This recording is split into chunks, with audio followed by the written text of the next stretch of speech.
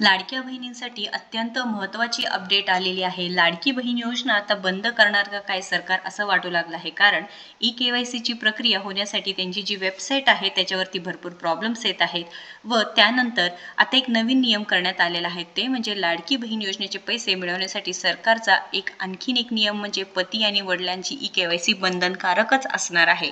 आता बऱ्याच लाडक्या बहिणींना एक महत्त्वाचा प्रश्न आहे, आम्हाला पती नाही किंवा आमचा घटस्फोट होत आहे किंवा आम्हाला वडील नाही, तर आम्ही तिथे ई-के-वाय-सी जो आधार क्रमांक आहे ते कोणाचा टाकायचा आहे. तर सरकारने यावरती तर सोल्युशन काढलेलंच नाही, परंतु राज्य सरकारचे अजून एक लाडक्या बहिणींना झटका दिलेला आहे. याबद्दल आपण सविस्तर माहिती पाहणार आहोत, त्यामुळे व्हिडिओ शेवटपर्यंत पाहायचा आहे आणि अजूनही आपल्याला सबस्क्राईब केलं नसेल तर नक्की सबस्क्राईब करून घ्यायचं आहे.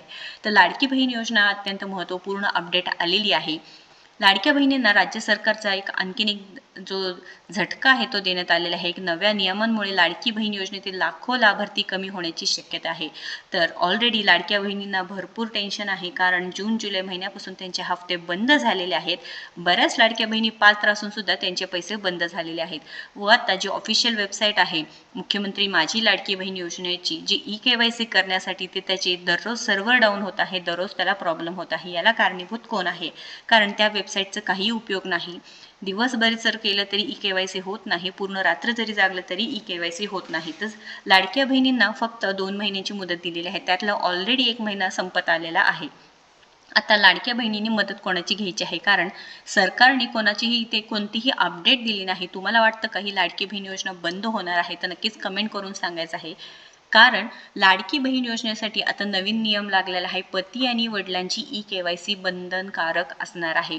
तर विधानसभा निवडणुकीत महायुतीला भरघोस मतं मिळवून देणाऱ्या लाडकी बहीण योजनेतील बोगस लाभार्थी जे काढून टाकण्यासाठी गेल्या काही दिवसांपासून युद्ध पातळीवर मोहीम सुरू झालेली आहे. आपलं सर्वांनाच माहिती आहे, पात्र असो अपात्र असो, फटाफट इथे लाडक्या बहिणींना अपात्र करण्यात येत आहेत आणि वर तर ते जी वेबसाईट आहे ते सुद्धा चालत नाही. म्हणजे ई-के-वाय-सी करायला गेलं तरी सुद्धा काही तिथे प्रॉब्लेम येत आहे. रात्र जागले तरी तिथे ई-के-वाय-सी होत नाही. तर लाडकी बहीण योजनेमुळे राज्य सरकारच्या तिजोरीवर प्रचंड मोठा आर्थिक भार पडत आहे. त्यामुळे आता राज्य सरकारने लाडकी बहीण योजनेतील बोगस लाभार्थी शोधण्यासाठी युद्ध पातळीवर मोहीम हाती घेतली आहे. ही पूर्ण न्यूज ABP माझ्यावरती आलेली आहे, तुम्ही पाहू शकता.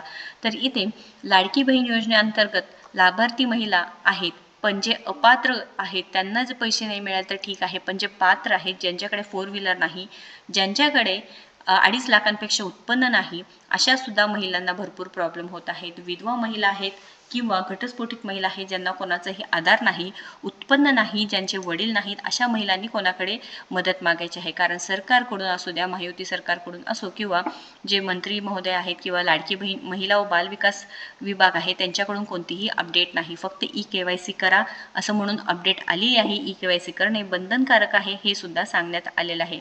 तर लक्षात घ्या, इथे आत्ता लाडकी बहीण योजनेचे आर्थिक भार सोसण्याचं झाल्यानंतर राज्य सरकारने प्रत्येक निकषांची कठोर अंमलबजावणी करून लाखो बोगस लाभार्थ्यांना बाहेरचा रस्ता दाखवला आहे. त्यानंतर आता राज्य सरकारने लाडकी बहीण योजनेसाठी आणखी एक महत्त्वाचा नियम लागू केला आहे. त्यामुळे लाडकी बहीण योजनेतील महिला लाभार्थ्यांची संख्या आणखी घटण्याची शक्यता आहे.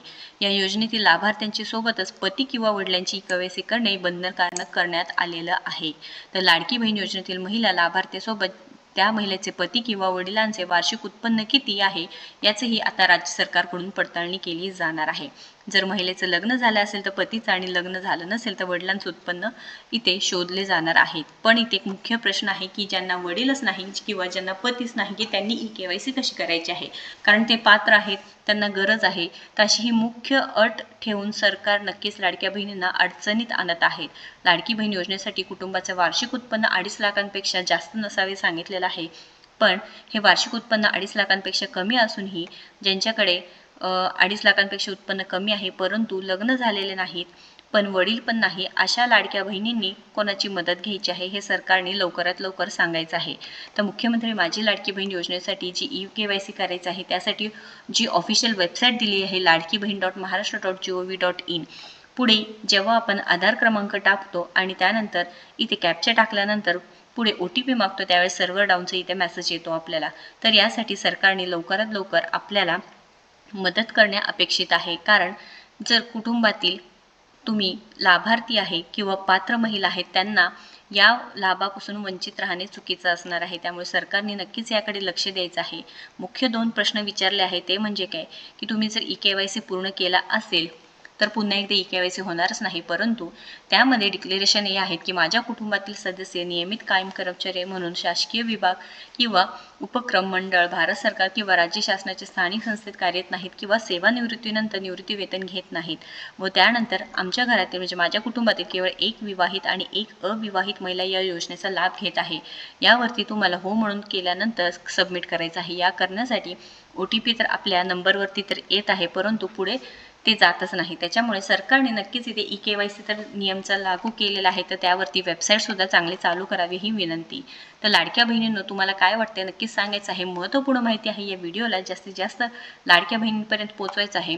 सप्टेंबर महिन्याचा हप्ता लवकरात लवकर जमा झाला पाहिजे आहे, कारण लाडक्या बहिणींना सणासुदीचे दिवस आहे. सप्टेंबर व ऑक्टोबर महिन्याचे 3,000 रुपये एकत्रितपणे आले तर नक्कीच चांगलं होणार आहे, कारण ऑलरेडी सप्टेंबर महिना संपलेला आहे, ऑक्टोबर महिना सुरू झालेला आहे, दसरा आहे, दिवाळी आहे, परंतु सरकारचे यावरती कोणतीही हालचाल दिसून येत नाही. वर एक नंतर एक नियम लागू केले जात आहेत. तर नक्कीच लाडक्या बहिणींनो, तुम्ही सांगायचं आहे की तुम्हाला हे बरोबर वाटत आहे का नाही. 3,000 रुपये हप्ता आपल्याला एकत्रितपणे वाटप झाले पाहिजे का नाही.